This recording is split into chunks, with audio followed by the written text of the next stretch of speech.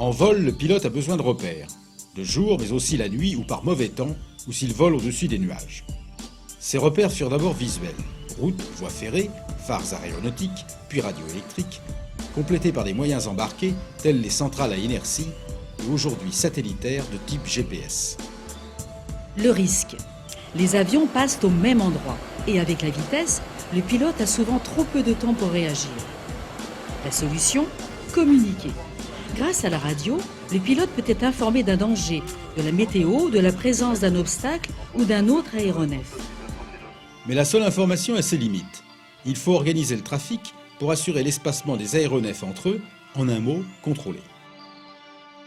Les radiobalises jalonnent la route des flux de trafic importants, créant les corridors immatériels que sont les voies aériennes.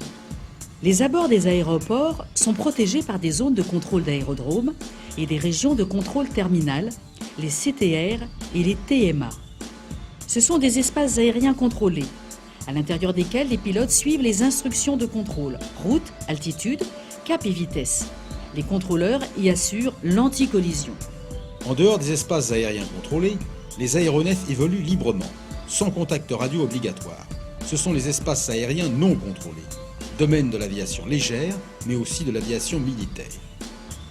Lorsque certaines activités pourraient se révéler dangereuses pour les autres usagers, ravitaillement en vol, voltige, entraînement au combat, elles se déroulent dans des zones réglementées ou réservées. Le COTRA est le cœur de l'architecture informatique du contrôle aérien. Il est constitué d'un ensemble de calculateurs radars et de calculateurs plans de vol. Il dispose de bases de données cartographiques et de procédures. Grâce à un réseau spécialisé de communication sol-sol, il reçoit les données des plans de vol déposés par les compagnies aériennes ou les pilotes, les informations météorologiques et les heures de décollage calculées par l'organisme européen de régulation du trafic pour éviter, s'il le faut, la saturation de l'espace aérien. En temps réel, le système de traitement radar traite les informations reçues d'une vingtaine d'antennes réparties sur tout le territoire, dont l'image est présentée au contrôleur.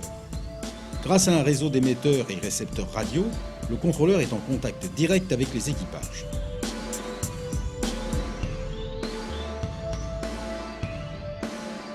Près d'1 million de vols furent gérés au cours de l'année 1973 sur les positions de contrôle identiques à celles exposées ici. Elles furent utilisées durant 25 ans et voyaient passer en 1999 2 500 000 vols par an.